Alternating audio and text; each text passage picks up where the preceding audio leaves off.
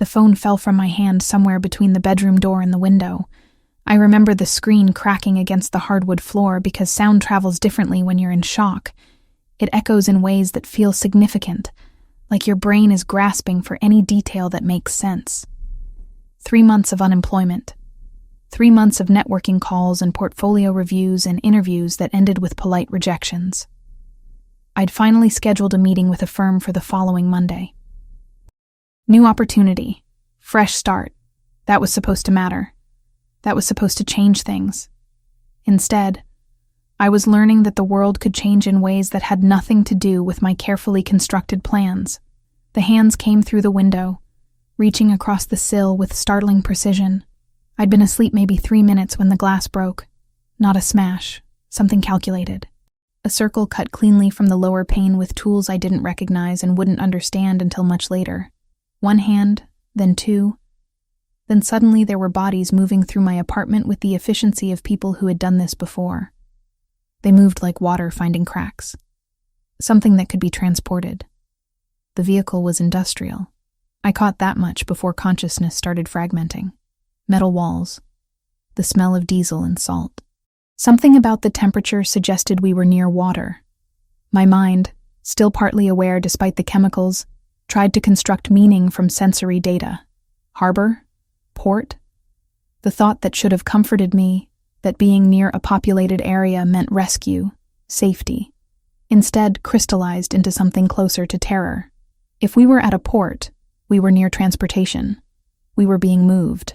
The container door, because that's what it was, I understood this immediately, closed with a sound like finality given physical form. A bolt slid into place. The darkness that followed wasn't the darkness of night. It was absolute, total, the kind of darkness that existed before light was invented. I wasn't alone. I could hear them almost immediately. Small sounds, breathing, a muffled sob, the scrape of fingernails against metal. How many? I couldn't tell.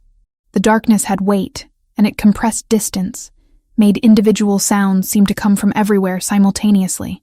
Hello? My voice came out strange, fractured, as if someone else was speaking through my throat. Is anyone? Don't, a woman's voice interrupted. Asian accent. Calm in a way that suggested she'd been in this darkness before and had accepted certain things about it. Just don't. Talking uses energy. You'll need the air. The engine started. A deep vibration that traveled up through the container floor and into my bones. My stomach registered the motion before my brain caught up. We were moving, being transported somewhere. Every rational thought I possessed wanted to construct escape scenarios, to imagine how this might be resolved, to believe that my architecture degree and my family and the person I'd been 7 hours ago mattered enough that someone would come looking. I didn't believe any of it. The other woman who'd spoken, she said her name was Camilla, though I wondered if it was true or a protective fiction, told me we were being trafficked. The word hung in the darkness between us like something toxic that shouldn't be named but had to be. Trafficked. The kind of thing you read about in news articles, in reports about organizations that seem to operate in other countries, other worlds. Not Boston. Not your apartment with the view of the common and the small kitchen you'd decorated carefully during a moment when you still believed the future would look a certain way. How long have you been?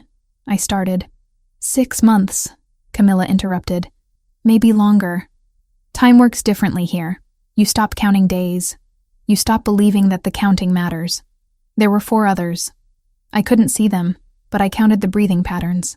One of them wasn't breathing normally. Shallow. Rapid. The sound of someone in panic that had crystallized into a permanent state. Another was completely silent, which somehow felt more disturbing than the crying. The cold came gradually, or maybe I just became aware of it slowly. My dress, that gray dress that had made me feel professional, capable, interview-ready, was thin, insufficient. My shoes had been taken. I tried to catalog what had happened in what order, but the timeline kept fragmenting. How long had we been here? Hours.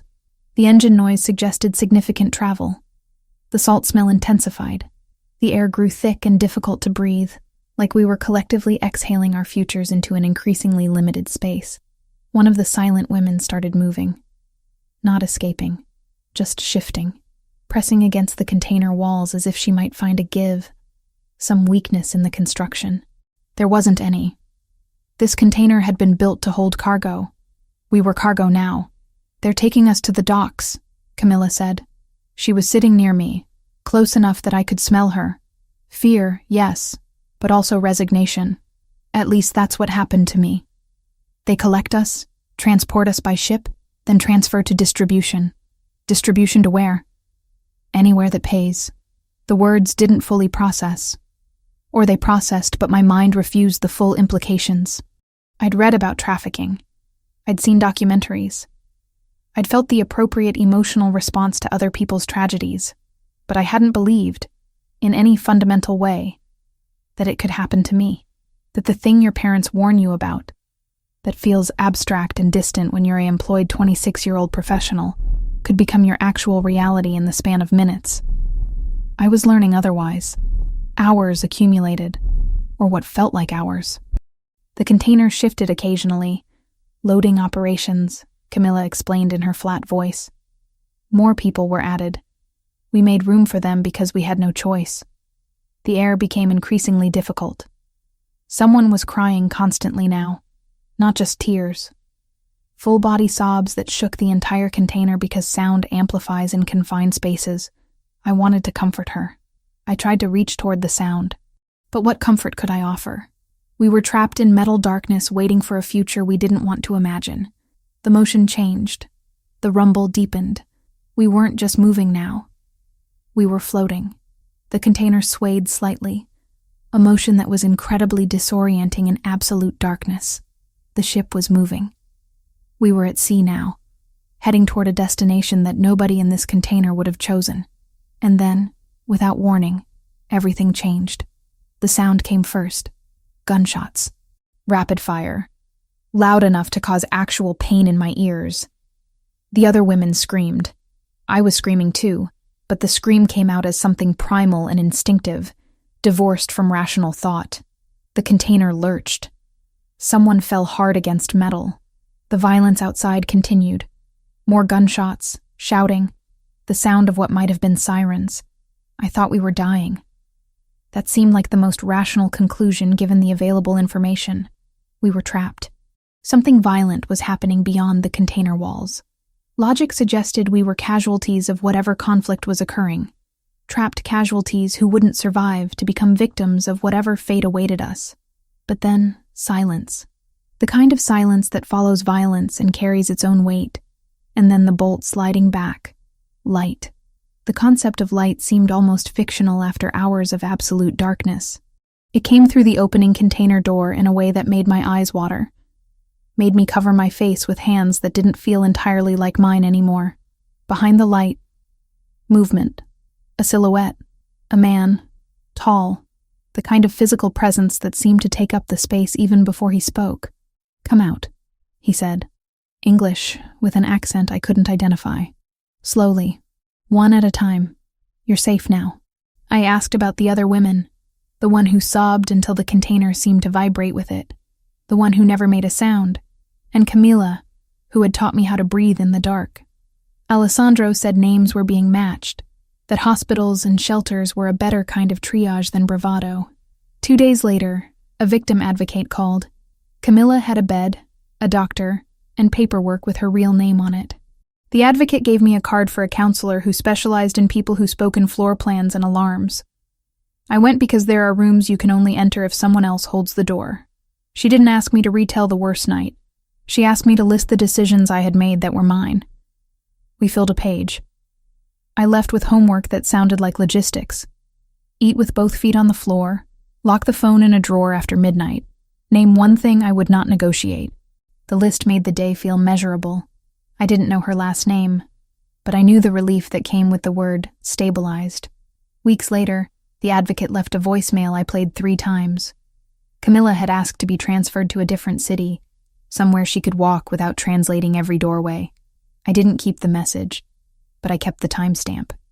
Small facts you can carry without cutting yourself. And it was the first proof that the darkness we'd shared could end in different rooms, with different lights.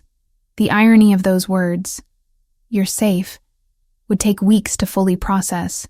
But in that moment, standing on solid ground for the first time since the chemical-soaked cloth had come down across my face, I held on to those words like they were the only true thing left in a world that had revealed itself to be fundamentally different from what I'd believed. The man reached down to help me to my feet. His hand was warm. His eyes were dark brown, impossible to read. Behind him, federal agents were securing the dock, covering bodies with tarps, securing the scene of violence that had apparently been my salvation. "What's your name?" he asked. "Olivia," I said. The word felt foreign, like it belonged to someone else.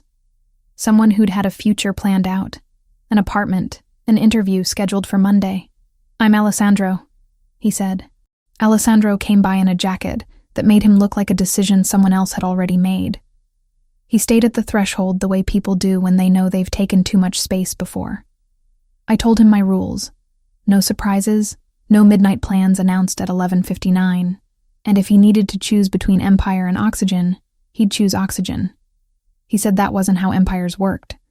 I said then it wasn't my problem to fix.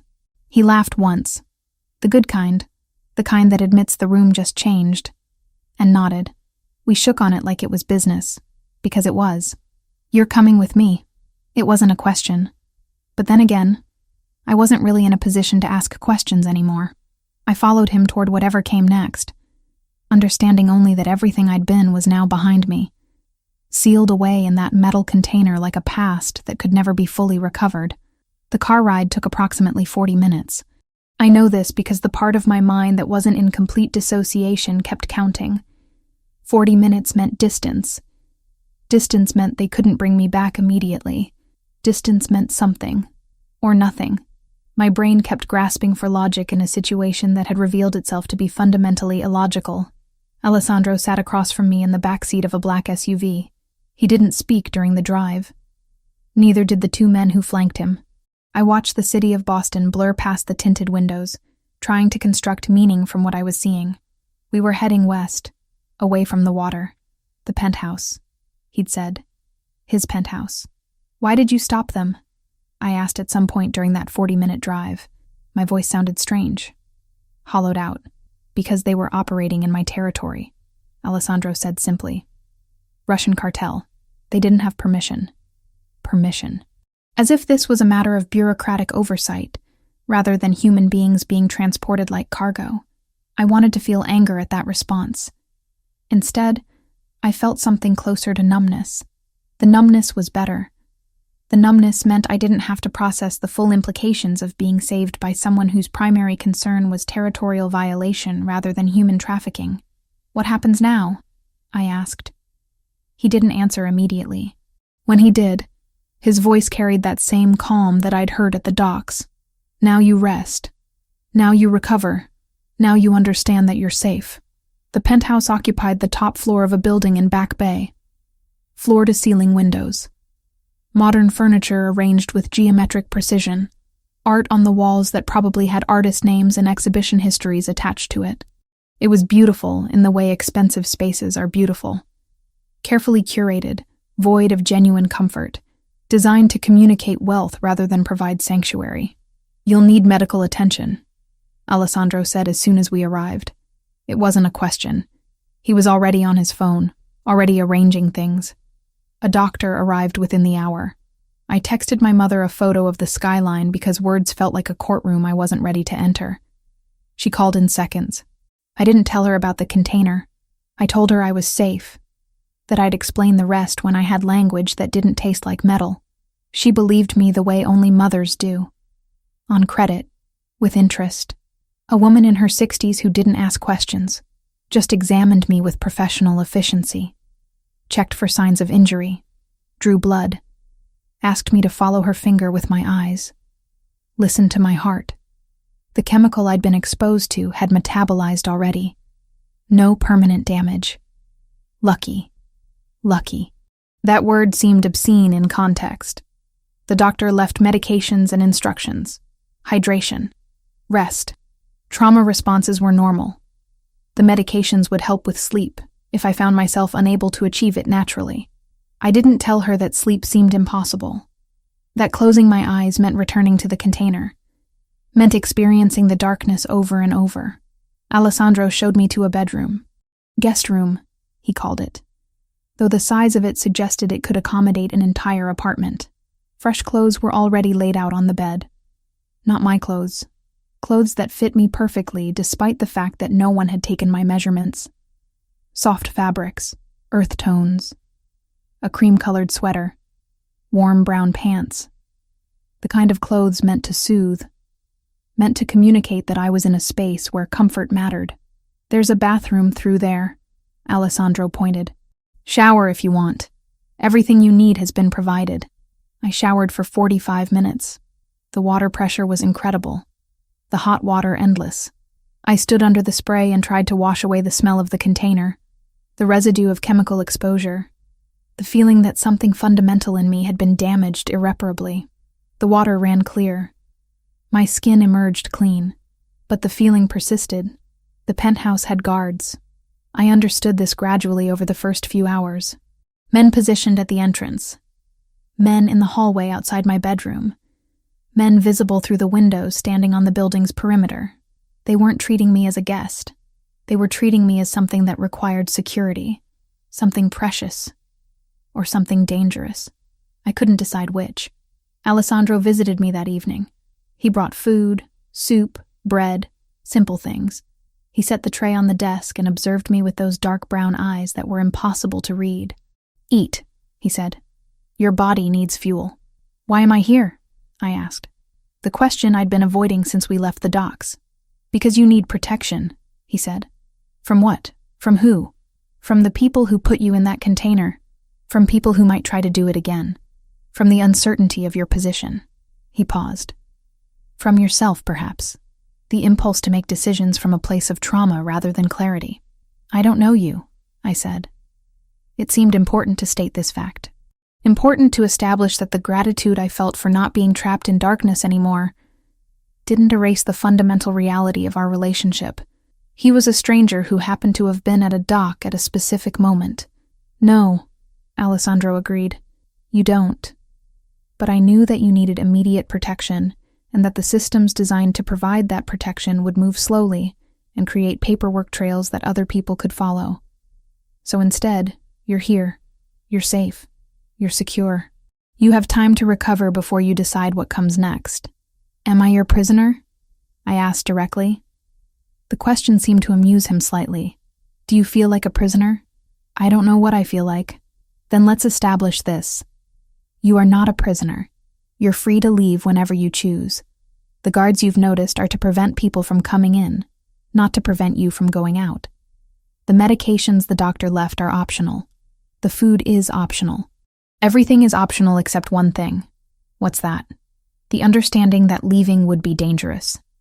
That remaining under my protection, despite its complications, is safer than attempting to navigate the outside world at this particular moment." He left after that.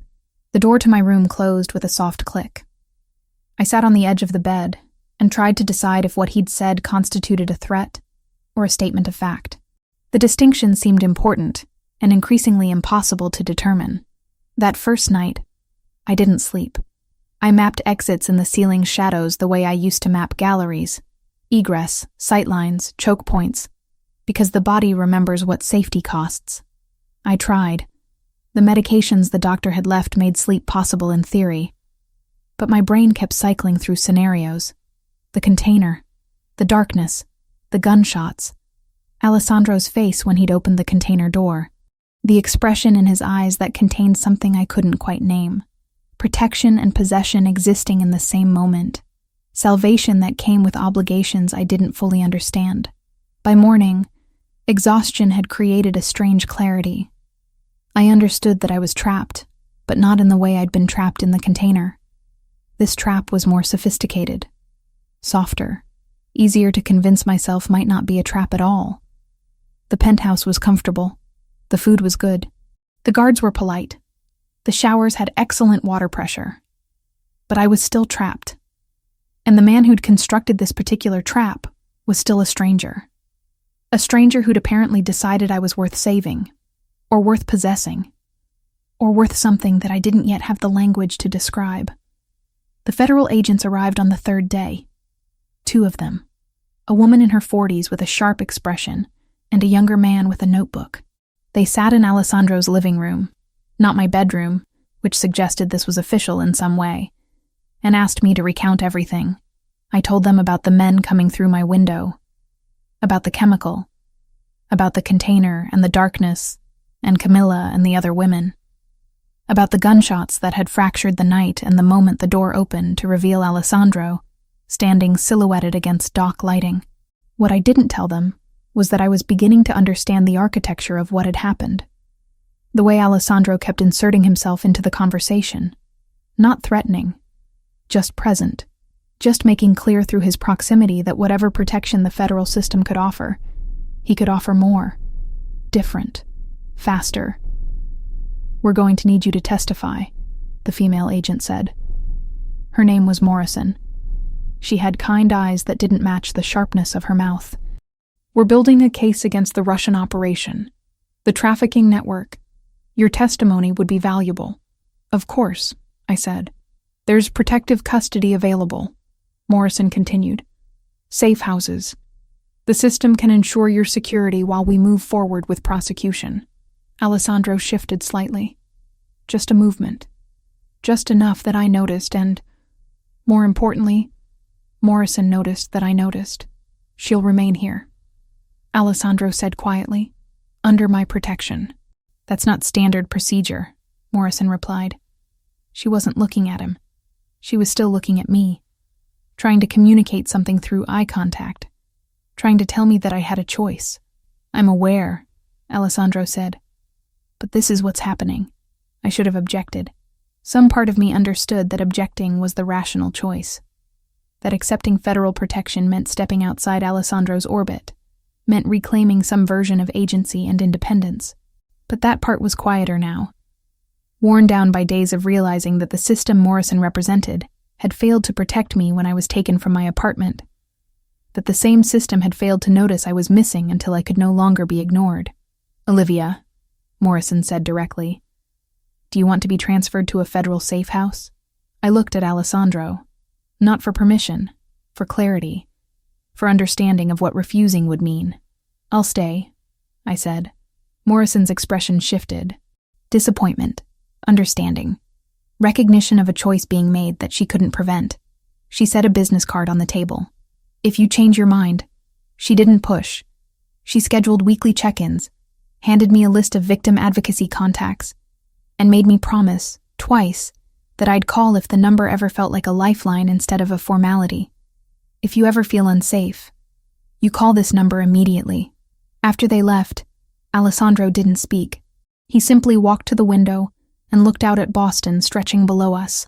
His silence was worse than words would have been.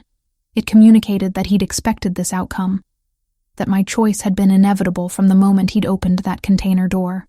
"You know that testifying while under my protection complicates things," he said eventually. "That prosecutors will question your credibility. They'll suggest you're being influenced." "Are you influencing me?" "Of course," he said simply. "Through shelter, through security, through the understanding that the system that failed you once has structural problems that won't be solved by the time your case reaches trial. Yes, I'm influencing you, but not in the way they mean." The first probes landed on day 5. Nothing cinematic, just pressure where logistics are soft. Alerts, not alarms. We throttled it back with procedures and quiet calls. By evening, the point had been made on both sides, and the ledger was balanced. Not because law enforcement responded, because Alessandro's organization responded first. Property was secured, equipment was salvaged. The message was sent back through channels I didn't fully understand, but could recognize through context. This territory is not open for negotiation. 2 days later, I learned that Victor had been transferred to federal custody. Multiple charges: trafficking, conspiracy, money laundering. The Russian cartel's operation in Boston was effectively dismantled, not because of federal work alone, because Alessandro had decided it represented too much of an incursion into his territory. and had responded with organized force that left no ambiguity about who controlled what. I sat in the penthouse studying his face while he reviewed reports on a tablet. This was the man who'd saved me. This was also the man who'd systematically destroyed an entire organization. These two facts existed simultaneously and didn't cancel each other out. "I need to understand something," I said. "Why did you actually save me?" "Because the Russian cartel was in your territory, yes, but you could have addressed that without bringing me here, without protecting me. Why did you choose that?" Alessandro set down the tablet. "Because in that moment, when I opened the container, I saw someone who should not have been trapped, and I had the power to prevent that. The power to offer something the system couldn't. So I did." He paused. "The territory issue is secondary. The protection you need is real. Both things can be true." "I don't know if I believe that," I said. "Believe what you need to believe," Alessandro replied. "But stay, at least until the testimony is complete. At least until you've processed enough of what happened that you can make decisions from clarity rather than trauma." I agreed, because the alternative was stepping back into a world that had proven itself fundamentally hostile. I agreed, because safety, even safety constructed from complicated motivations, seemed better than the uncertainty outside these walls. I agreed because I was beginning to understand that Alessandro Ricci existed in moral spaces I'd never had to navigate before. Spaces where protection and possession weren't contradictory, where salvation came with obligations that weren't entirely clear. The penthouse felt different after that. Less like a prison. More like a strategic position. I was no longer just surviving. I was beginning to exist in the complications of Alessandro's world. And I was beginning to understand that stepping back into my previous life, if that were even possible, might require leaving behind the only person who demonstrated the power to keep me safe. The grand jury testimony took place on day 7. Federal prosecutors had been coordinating with Alessandro's lawyers for days, which seemed like an odd alliance, but made sense when you understood the mechanics of what was happening. The prosecution wanted convictions. Alessandro wanted the narrative controlled. Both objectives could be served by presenting documentation in a specific order, by curating what evidence was most visible, by allowing certain details to emerge while others remained strategically obscured. I sat in a conference room with Morrison and 2 assistant prosecutors while they prepared me. They were thorough, professional. They asked me to recall details from the container, details from the interrogations at the dock, details about the other women. They recorded my testimony. They reviewed it. They made suggestions about how to present information with maximum clarity and minimum ambiguity. What they didn't ask about was Alessandro. What he'd done. How he'd known to intervene at the precise moment. How an operation that the federal government apparently wasn't conducting had somehow resulted in the Russian cartel's primary asset being secured. The grand jury itself was anticlimactic. 12 citizens listening to my recounting of trauma. Listening to prosecutors present documentation that Viktor Sokolov had orchestrated a human trafficking operation spanning 3 continents. Listening to evidence of money laundering. Evidence of conspiracy. Evidence of coordination with other criminal organizations. By the end of the day, an indictment had been issued. Viktor Sokolov was in federal custody, facing charges that carried mandatory minimum sentences. The Russian cartel's operation in Boston was being dismantled in public filings, while the streets adjusted in private. The documentation was made public. The prosecution held a press conference, and I became visible. Not by choice, by design. Alessandro had made strategic decisions about where I should appear, what events I should attend. He'd arranged for me to be photographed at a charity function 3 days after my testimony.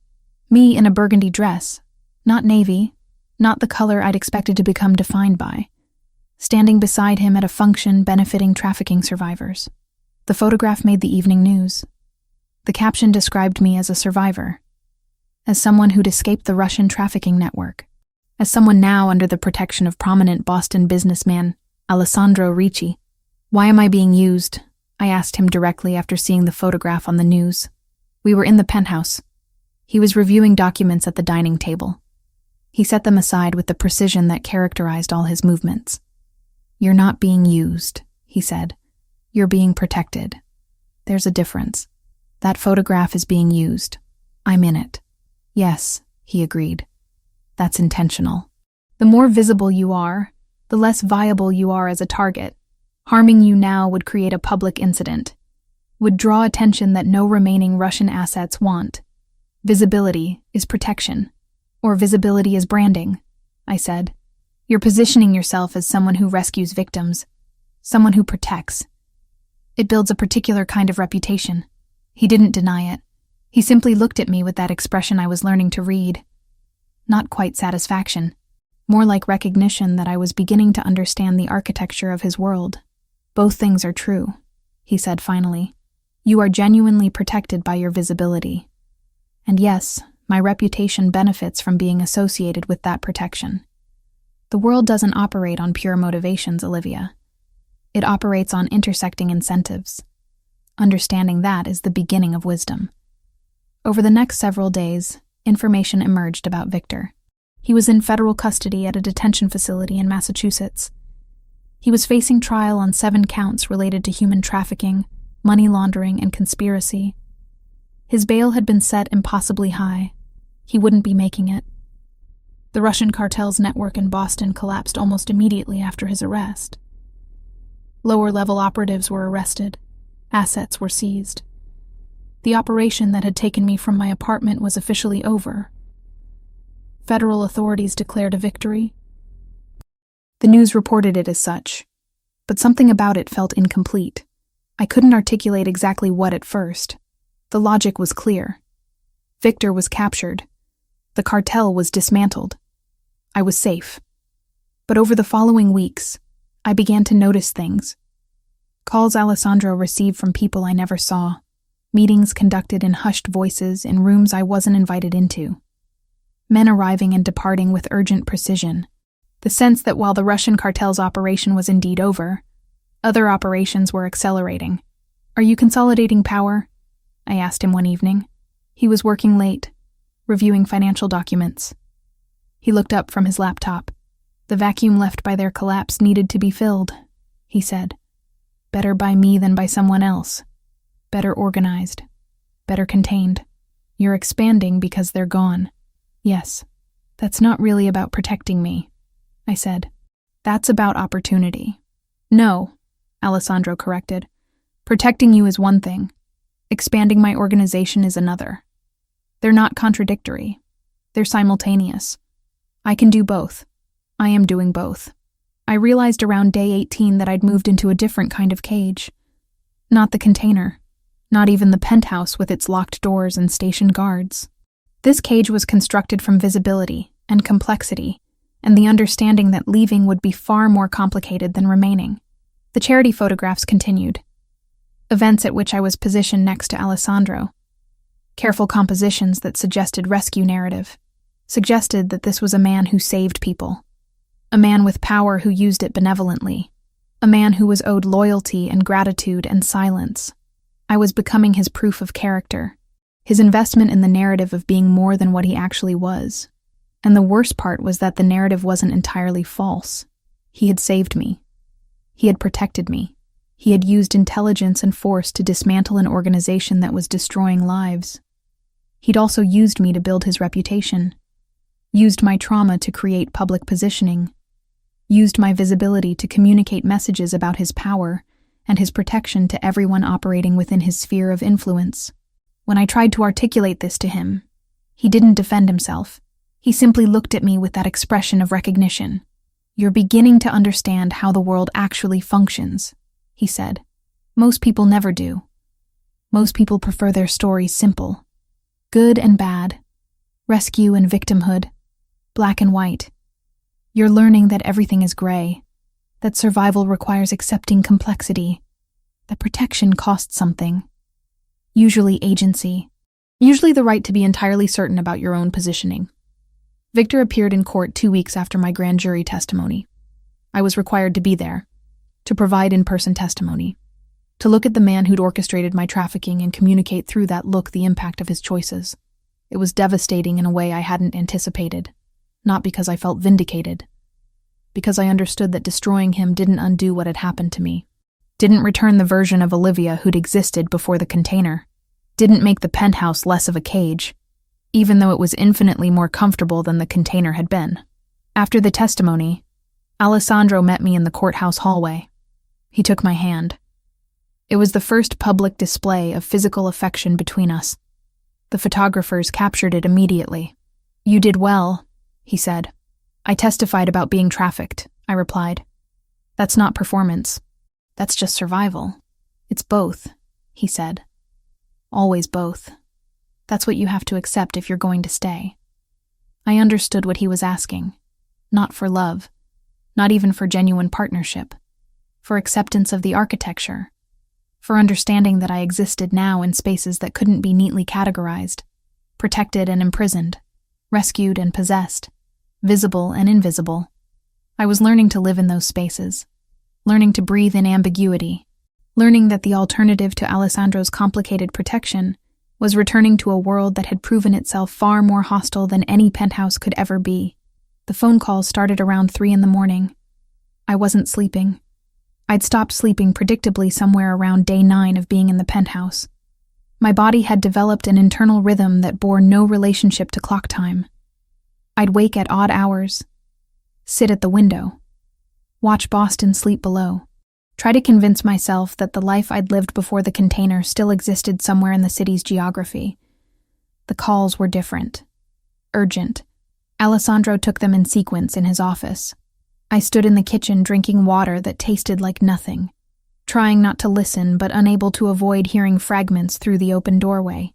3 locations. Simultaneous. Economic pressure. Property damage. The Russian cartel wasn't finished. They were pressing back. "They're going after the warehouses," Alessandro said when he emerged from his office. He was already dressed, already moving with that particular kind of precision that meant decisions had already been made, and the restaurant in Seaport, and the construction management company in Cambridge. "Why?" I asked, though I understood. Retaliation. Response to Victor's capture. Demonstration that his imprisonment didn't mean his network had ceased to function. "Because they can," Alessandro said simply. "Because they need to communicate that Victor's capture didn't eliminate them entirely. Because I eliminated their primary operation. And they need to reclaim some version of dignity through economic disruption." He made phone calls. Not many. Just enough. Within 30 minutes, men began arriving at the penthouse. Not in dramatic waves, in small groups through different entrances. They came with the efficiency of people who'd been trained for emergencies. They received briefings from Alessandro, maps on screens, addresses, estimated damage parameters. Then they deployed. I watched from the living room as the penthouse transformed into a war room. Not literally. There were no weapons visible.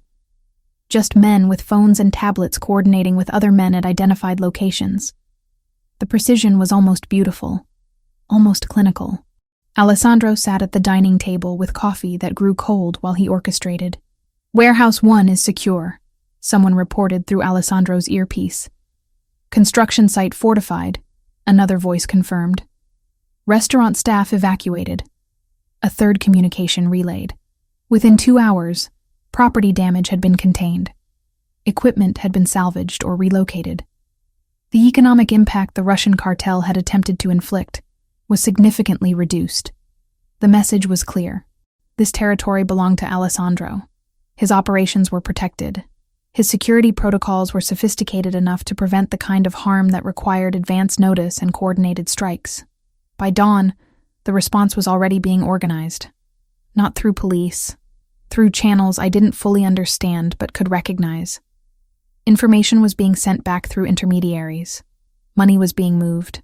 Pressure was being applied in directions that would make continued retaliation prohibitively expensive for whoever remained in the Russian hierarchy. "They'll try again," I said. It wasn't really a question. "Probably," Alessandro agreed. "But they'll do it knowing the cost. They'll calculate whether maintaining face is worth the economic disruption. Usually it isn't." 2 days later, Morrison called. Viktor Sokolov had been transferred to federal custody. Multiple charges: trafficking, conspiracy, money laundering, racketeering. The documents were being filed. The prosecution was accelerating. He would be held without bail. His assets were being frozen. His network was being systematically dismantled through legal channels. The news coverage was extensive. Photographs of Victor being transported. Commentary about the effectiveness of federal coordination with local law enforcement. No mention of Alessandro. No acknowledgement of how the specific timing of Victor's capture had coincided with the dock operation. No indication that systematic intelligence gathering had preceded the physical intervention. But everyone operating within Boston's criminal infrastructure would know, would understand the message, would recognize that someone with Alessandro's resources and sophistication had moved against the Russian cartel and won. Completely. Definitively. I noticed the changes gradually over the following days. Different people visiting the penthouse. Different conversations conducted in different rooms. Different energy moving through the organization. The immediate crisis had passed. Now came consolidation. Now came the work of filling the vacuum left by the Russian cartel's collapse. "You're expanding," I said to Alessandro 3 days after Victor's transfer to federal custody. He was reviewing documents, financial statements, acquisition proposals, things that suggested legitimate business expansion, but also suggested something else entirely. Territory being reorganized, influence being repositioned, power being redistributed across a landscape that had just been significantly altered. The vacuum needed to be filled, he said. Better by me than by someone else, better organized, better contained. By us, I said. You keep saying you're protecting me, but I'm here, I'm watching. I'm beginning to understand how this actually works. He set down his pen, looked at me directly. Yes. By us. You're right. That's what you need to accept if you're going to remain here. You're not a prisoner. You're not a guest. You're becoming something else. Something more complicated. I understood what he was offering. Not love. Not romance. Not the kind of simple emotional transaction that existed in the life I'd lived before the container. He was offering integration, visibility, the understanding that I was becoming part of his infrastructure, his organization, his world. And the worst part was that the alternative seemed infinitely more dangerous. The system that was supposed to protect me had proven itself sluggish and complicated. Alessandro had proven himself efficient and responsive. He'd saved me because I was valuable. He was keeping me because I continued to be valuable. And now I was becoming something that served his interests while also being protected by them. Over the next week, Sophia appeared. Alessandro's sister. She was elegant, professional, an executive at a legitimate company that definitely had non-legitimate connections. She visited the penthouse and sat across from me with an expression that suggested she understood exactly what my position entailed. "He's not evil," she said without preamble. "That's the first thing you need to understand. He's practical. He's intelligent. He operates within a system that requires certain moral compromises. But he doesn't prey on innocent people. That distinction matters." "Why are you telling me this?" I asked. "Because you're staying," Sophia said simply.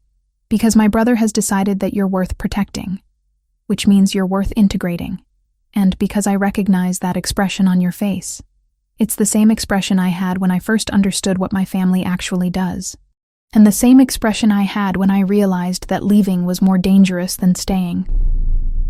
She left the penthouse after less than an hour, but her words remained. Her recognition of my trajectory remained. The understanding that I was being offered a choice that looked like freedom, but was fundamentally a different kind of commitment. I stood at the window watching Boston's evening lights multiply across the darkness, and tried to decide if what was happening was rescue or capture or something else entirely that didn't fit neatly into existing categories. The container had represented one kind of imprisonment. The penthouse represented another. But somewhere between those two extremes lay a version of life that included agency. That included choice. That included remaining, because staying served my interests as much as it served his. And maybe that was enough. Maybe that was survival translated into something that could resemble a life. The news came through formal channels. Viktor Sokolov's trial date had been set. 7 months away. Enough time for discovery. Enough time for the federal system to build its case. Enough time for me to understand what my role would be. Enough time to decide if testifying in open court was something I could survive. Morrison visited 2 days after the trial date announcement.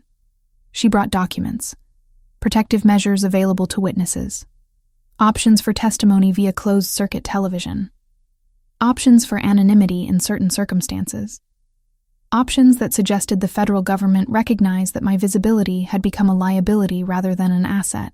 "You've done significant damage to the trafficking network," Morrison said, settling into one of Alessandro's designer chairs with the ease of someone accustomed to being in expensive spaces. "Your testimony at the grand jury was instrumental in securing the indictment. Your continued cooperation will be valuable during trial." "I understand," I said. "What you need to understand," Morrison continued, "is that your proximity to Alessandro Ricci has created complications. Defense counsel will argue that you're biased, that his organization has incentive to ensure your testimony aligns with his interests, that your presence in his home suggests improper influence. I'm here because I need protection," I said. "The statement was true enough. Partially true. Some fraction of the truth." "I know," Morrison replied. "But perception matters in court. What I'm offering is an alternative. Federal protection, a safe house, testimony given from neutral ground." After she left, I understood what was actually being offered. Not alternative protection. A decision point. A moment where I had to choose between the system that had failed me and the man who had saved me. The penthouse felt different after that conversation. Less like sanctuary, more like a choice I was actively making, rather than a circumstance I was simply enduring. 3 days later, federal agents arrived at one of Alessandro's legitimate businesses, a restaurant in Seaport. They presented a warrant, requested documentation, conducted interviews. The investigation was ongoing. The prosecution was thorough. They were examining every connection between Alessandro and the port operations, every transaction that might suggest coordination, every communication that might indicate prior knowledge. They found nothing that implicated him directly, because there was nothing. Because Alessandro had been careful enough to ensure that his organization's response to the Russian cartel operated through channels that didn't touch his legitimate businesses. Because he understood that proximity to criminal activity required structural separation. But they were looking. They were asking questions. They were trying to construct a narrative that positioned him as something other than what he appeared to be in the media coverage. A businessman who'd saved trafficking victims. "They won't find anything," Alessandro said to me that evening. We were standing at the window watching Boston's skyline transition from day to evening, because I've spent decades understanding how investigations work, how evidence gets preserved, how testimony connects to documentation. I know the architecture better than they do. "Until they do find something," I said, "then we'll address it." He replied simply. The following week brought unexpected news. Victor had attempted suicide in his federal detention cell. Unsuccessful. He was now in medical observation. The news coverage was dramatic. Coverage of a man facing decades of incarceration choosing to end his situation rather than face trial. Coverage that suggested desperation. Suggested that the case was overwhelming. Suggested that conviction was inevitable. But it also meant my testimony would matter less. A jury seeing a suicidal defendant might assume guilt without needing extensive testimony. The case could resolve through plea negotiation. Victor might accept a deal rather than face trial. My visibility as a witness might become unnecessary. I realized around day 7 that I'd stopped counting the days since my rescue, that the timeline of my life had reorganized itself around Alessandro's operations, rather than around my own recovery. That my understanding of safety had fundamentally shifted from being about absence of danger to being about presence of power. "You need to decide," Alessandro said to me late one evening. He was reviewing financial documents. I was reading something that didn't require my full attention. "Are you staying because you feel you have no alternative? Or are you staying because you've decided this is where you want to be?" "I don't know the difference," I admitted. "One is imprisonment," he said. "The other is choice, even if the choice is complicated." Federal investigators returned to the penthouse 3 times over the following days. Morrison came with them once. They wanted to interview me about Alessandro, about our relationship, about whether I'd observed any criminal activity, about whether I'd been coerced into remaining. No, I answered to all of it. I haven't been coerced. I've been protected. From what? One of the investigators asked. From a world that's already proven itself hostile to me, I said. From people who are still in the Russian organization. From the uncertainty of whether the federal system can actually keep me safe. From the question of what comes next when the official protection ends and I'm returned to ordinary life. They didn't like that answer, but they couldn't refute it. By day 8, the federal investigation into Alessandro's operations had concluded without findings that would support criminal charges. The investigation into the Russian cartel would continue. Documentation would be assembled. Victor's trial would proceed. But Alessandro would remain untouched, legally separate from the operations that had dismantled his rival. Morrison called me personally to discuss my trial testimony options. You don't have to testify, she said. Victor will likely accept a plea deal. Multiple counts. Minimum sentencing guidelines will be high enough that he won't walk away from any deal. Your testimony might be unnecessary. What happens to me if I'm not needed? I asked. Then the federal protection concludes. You're released from protective custody. You're free to resume your life. Free. The word seemed almost fictional at that point. I told Morrison I would testify regardless, that I didn't need the federal system's permission to provide testimony, that my role wasn't dependent on whether it was strategically necessary, that I had something to say about what happened to me, and I would say it. After disconnecting the call, I found Alessandro in his office. He was reviewing architectural drawings of properties being acquired, portfolio expansion, evidence of ongoing consolidation. I'm staying, I told him simply. He set down the drawings. Because the alternative is returning to a life that doesn't exist anymore. Because the version of Olivia Grant who existed before the container is gone, and I have no idea how to reconstruct her. Because you're offering something that resembles safety even if it's complicated. I paused. Because I'm beginning to understand that complicated safety is better than the illusion of simple safety. That's not love, he said. No, I agreed. It's not. But it's something. It's a foundation for something that might eventually become more complex than either of us understands right now. He nodded slowly. Then you're not a guest anymore. You're not under protection. You're part of the infrastructure. I understand, I said. And I did. I understood that I'd crossed a threshold. That I'd moved from being a victim who'd been rescued to being someone who was choosing to remain within Alessandro's world. That my testimony would be given from a position of integration, rather than neutrality. That the defense would argue bias and they would be correct, even if their definition of bias didn't capture what was actually happening between us. I was choosing this. However complicated, however dangerous, however uncertain the future remained. The negotiations took place over 3 days. Not in any formal sense.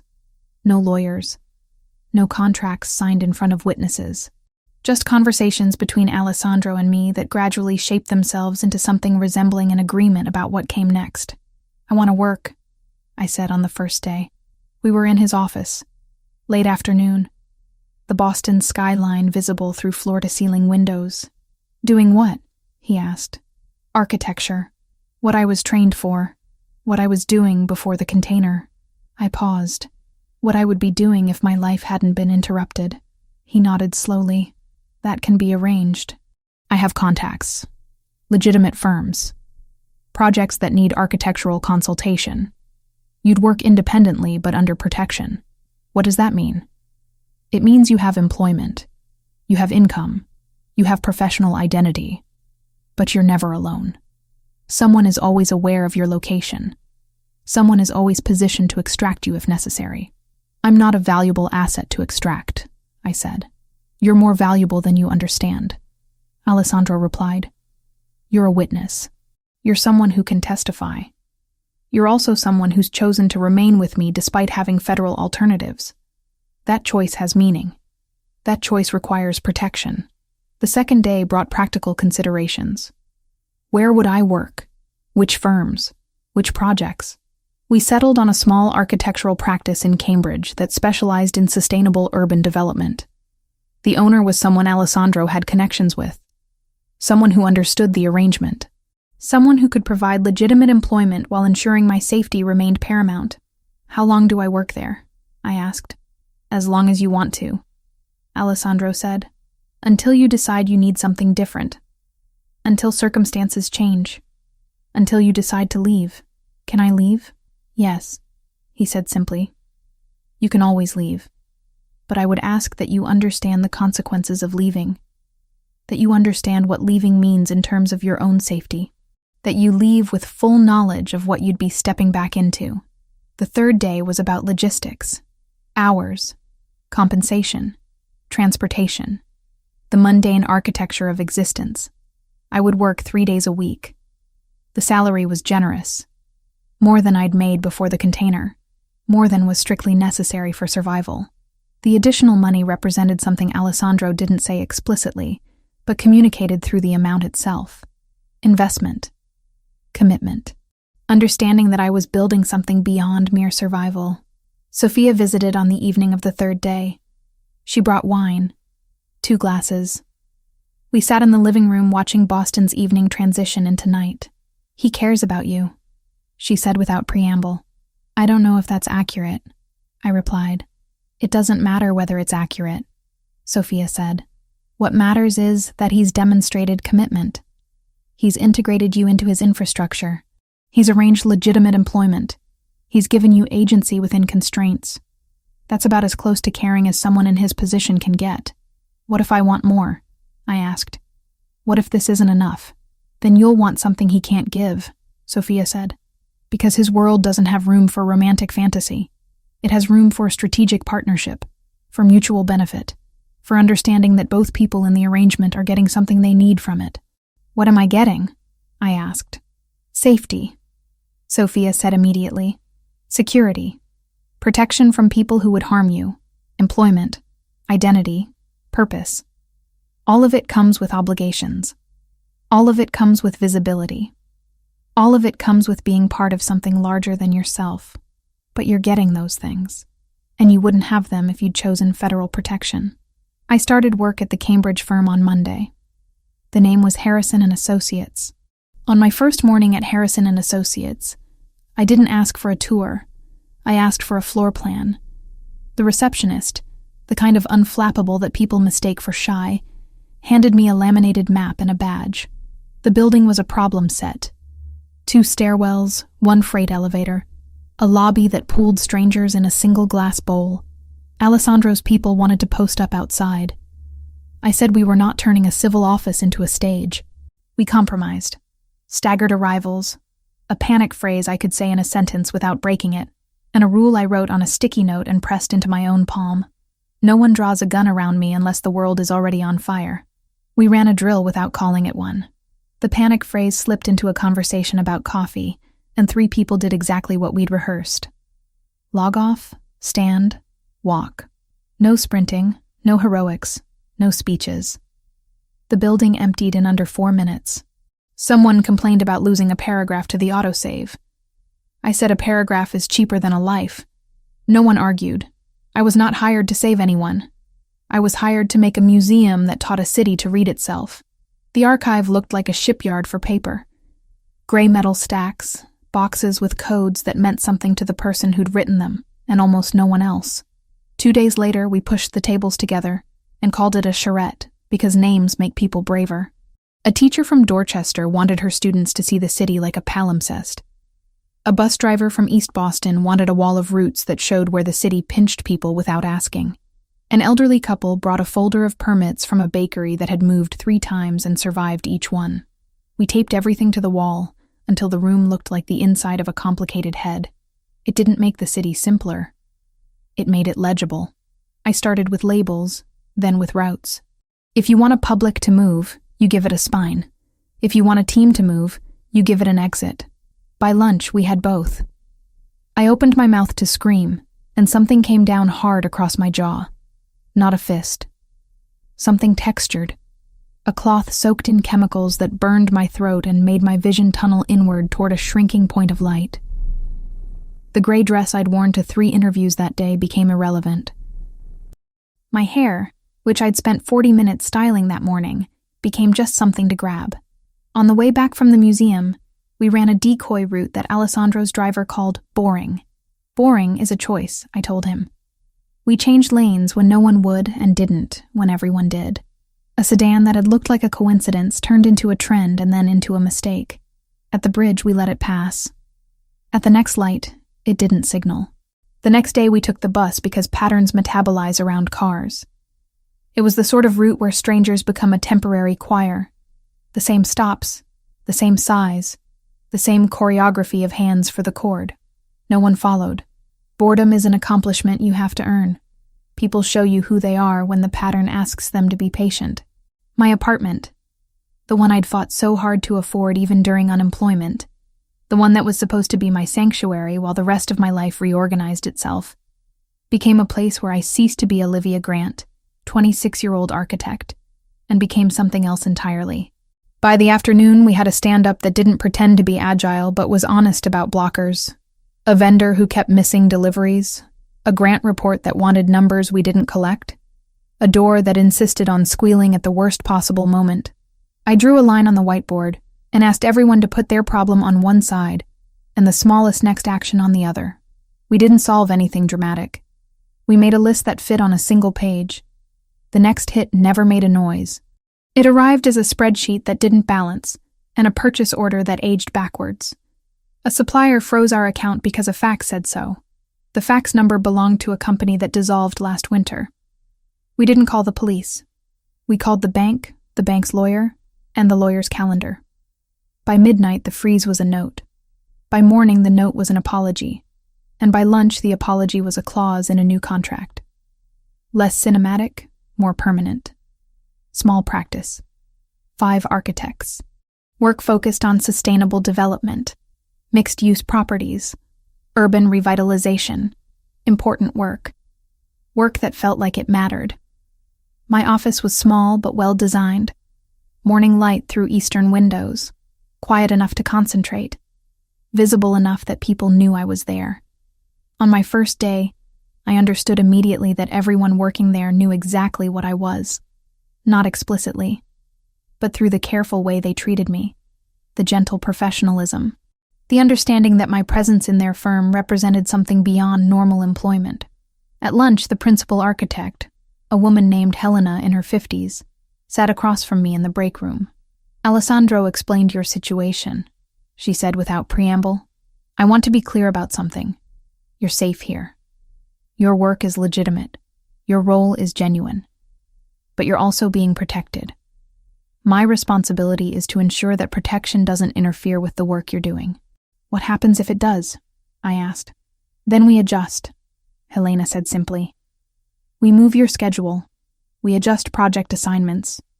We do whatever is necessary to maintain both the legitimacy of your employment and your safety." Over the following weeks, I began to understand how Alessandro's world actually functioned, how legitimate and illegitimate operations could exist in parallel, how someone could be genuinely interested in sustainable urban development while simultaneously running operations that operated outside legal constraints, how protection could coexist with purpose. I was working on a project involving a mixed-use development in Jamaica Plain when federal investigators returned to ask about my trial testimony timeline. Victor was considering a plea deal. Within days, the rumor hardened and then fractured. Offers on the table, counter-offers in the air. Nothing signed. By the time the motions calendar settled, the deal was smoke, and the path pointed back to trial. The motions calendar became a weather report. Routine, occasionally violent, always slightly wrong. Subpoenas arrived with the thud of thin bricks. Discovery felt like moving an attic with your hands, box by box, label by label, the shape of the whole only visible when you sat on the floor at the end and counted what was missing. Multiple counts, mandatory minimum sentencing. My testimony was no longer strictly necessary, but I could still provide it if I chose. "I'll testify," I told Morrison when she called. "You understand the defense will argue bias?" she asked. "Yes," I said. "You understand they'll suggest you've been influenced by your proximity to Ricci?" "Yes," I said again. "But I'm testifying about what happened to me. That's not influenced. That's just truth. After disconnecting, I understood what I'd actually chosen. Not Alessandro. Not protection, but integration into something larger. Something that included legitimate work. Something that included agency within constraints. Something that included being part of an infrastructure that served purposes beyond my individual survival. Alessandro was waiting when I returned to the penthouse that evening. He had documents spread across the dining table. Architectural drawings, property acquisitions, business expansion. His world. Your trial testimony is scheduled for 3 weeks from now, he said. I know, I replied. You understand what that means? Yes, I said. It means I testify about what happened. It means I'm visible. It means people know I'm connected to you. It means everything becomes more complicated. Yes, he agreed. All of that, and you're still choosing to remain? I looked at him across the table, at the carefully controlled expression, at the intelligence in his eyes, at the understanding that we were two people who'd found each other through trauma and constructed something that resembled partnership. Yes, I said. I'm choosing to remain. 7 months slid by in increments that didn't feel like time. Status conferences, discovery skirmishes, a calendar that kept ratcheting toward a fixed point. When the date finally landed and held, before the courthouse, there were rooms that didn't echo. The prosecutor, careful, dry, allergic to adjectives, walked me through questions that would land, and questions that were just invitations to bleed. Morrison sat in the corner, hands folded, asking nothing until it mattered. If you don't remember, you say you don't remember, the prosecutor said. If a detail is a smell or a color and not a date, you say that. Jurors live in houses. Give them rooms to stand in. We practiced the part where I would need to say his name and the part where I didn't. We practiced what silence would feel like if the air went thin. They didn't promise safety. They promised process. It was oddly kinder. The mock cross felt like being asked to fold a map while running. He didn't raise his voice. He didn't need to. So you're saying you remember the smell of bleach, but not the date, he said, not as a question. I remember the smell, I said. I wrote the date down after. And you didn't go to the police the same night. I went to the morning I could stand in a room without counting exits. He nodded like a metronome. Rhythm is a way to make people confess to tempo. We kept going until the answers stopped trying to be perfect and started being true. Morrison didn't correct. She added nouns, chain of custody, corroboration, scope. Words you can hang a memory on without making it carry more than it should. The courthouse was a different kind of cage. Glass and marble, and the formal architecture of justice. I sat in a witness room waiting to be called, and the irony wasn't lost on me. I'd spent the past 6 weeks working at Harrison & Associates on a sustainable development project in Jamaica Plain. 6 weeks of legitimate employment. 6 weeks of learning to exist in professional spaces. 6 weeks of building something that resembled a future. And now, I was back in the space where the past would be formally documented and set into the legal record. Morrison had prepared me. Prepared me again, technically, since I'd already testified before the grand jury. But grand jury testimony was different from trial testimony. This was public. This was Victor in the courtroom. This was defense counsel asking questions designed to undermine my credibility. This was the full machinery of legal process grinding forward toward whatever resolution it would reach. The defense lawyer was a woman in her 60s. Sharp, professional. She asked me to recount the container, to describe the conditions, to explain how I knew what was happening. And then the questions shifted toward Alessandro. You say you were taken from your apartment by men you didn't know, she said. Yes, I confirmed. And the next person you remember clearly is a man named Alessandro Ricci, who was at the dock when your container was opened. Yes. And you've been living in his home for the past 6 weeks? Yes. Would you characterize your relationship with Mr. Ricci as romantic? The question was designed to make me defensive. Instead, I answered with precision. I would characterize it as complicated, I said. He saved me from immediate danger. He's provided protection that I felt I needed. Our relationship exists in spaces that don't fit neatly into existing categories. The defense counsel didn't like that answer. She tried again with different phrasing, different angles, but my testimony remained consistent. I'd been trafficked. Victor's organization had orchestrated it. The Russian cartel had operated through specific channels. I'd seen specific evidence. By the time my testimony concluded, I understood that the defense wasn't actually trying to prove Victor innocent. There was no deal left to take. Whatever had been floated had collapsed under its own math. The defense was trying to establish that the prosecution's case relied on witnesses with questionable credibility, that my proximity to Alessandro created bias, that my testimony should be weighed with skepticism. It worked to some degree. The jury heard the questions. But the evidence was overwhelming. Victor's organization had operated the trafficking network. Documentation existed. Financial records existed. Communication logs existed. My testimony provided the human element, the story of what trafficking actually meant. The verdict came on a Thursday afternoon. Guilty on 7 counts. Mandatory minimum sentencing guidelines meant Victor would spend at least 40 years in federal prison. He would likely die in federal custody. The trafficking network he'd orchestrated was officially dismantled. Morrison called me to say the investigation was closed. The federal case was resolved. I was no longer officially a protected witness. I could do what I wanted with my life. "What do you want to do?" Alessandro asked that evening. We were in his office. He was reviewing documents. I was standing at the window watching Boston's lights multiply across the darkness. "I want to keep working," I said. "At Harrison & Associates. I want to keep living here. I want to understand what this becomes if we stop measuring it against what should be happening and just observe what is actually happening." He set down his pen. "You're saying you want to remain. I'm saying I want to build something," I clarified. "Something that extends beyond survival. Something that includes work.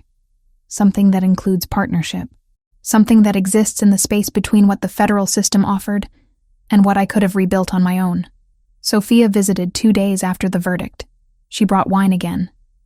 We stood on the penthouse balcony watching the city below. "He's invested in you," she said. "Not just financially, strategically.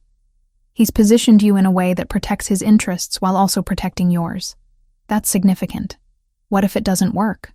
I asked. "What if this arrangement becomes untenable? Then you leave," Sophia said simply. "But you leave with resources. You leave with legitimacy. You leave with a professional history that's clean. You leave with options that you wouldn't have if you'd made different choices." Over the following months, my life developed shape and structure. 3 days a week at Harrison & Associates, working on projects that mattered. 3 evenings a week in Alessandro's penthouse. Weekends that belonged to both of us, and to neither of us simultaneously. Sophia became something like a friend. She understood the architecture of what I'd chosen, the compromises it required, the benefits it provided. Federal investigators came one final time. They wanted to close their investigation files. They asked if I'd experienced any pressure to alter my testimony, if I'd received compensation beyond the housing and employment Alessandro had provided, if I felt I'd been coerced in any way. No, I answered to all of it. I testified truthfully about my experience. I remained in Mr. Ricci's home because I felt it was safer than the alternatives available to me. I accepted employment because I wanted to work. None of this represents coercion. They recorded the statement. They closed the file. My status as a trafficking victim officially transitioned to my status as a professional who'd survived trafficking and rebuilt a functional life. The mixed-use development project in Jamaica Plain moved forward. My architectural work was solid, legitimate, visible in professional portfolios and publications. I began receiving other project inquiries from firms that understood the value of working with someone who'd been publicly associated with surviving trafficking. My professional credibility increased. By month 9, Alessandro introduced me to a commercial property opportunity, a warehouse renovation project in Seaport. Legal project. Clean documentation. But positioned in a location that happened to be strategically important to his operations. He was offering me the opportunity to develop legitimate expertise in an area that served both my professional growth and his organizational interests. "This is the beginning of actual partnership," he said when he presented the opportunity. "Not protection, not arrangement. Partnership." I understood what he was offering. Not love in the romantic sense, but integration. Genuine partnership where both people's interests aligned.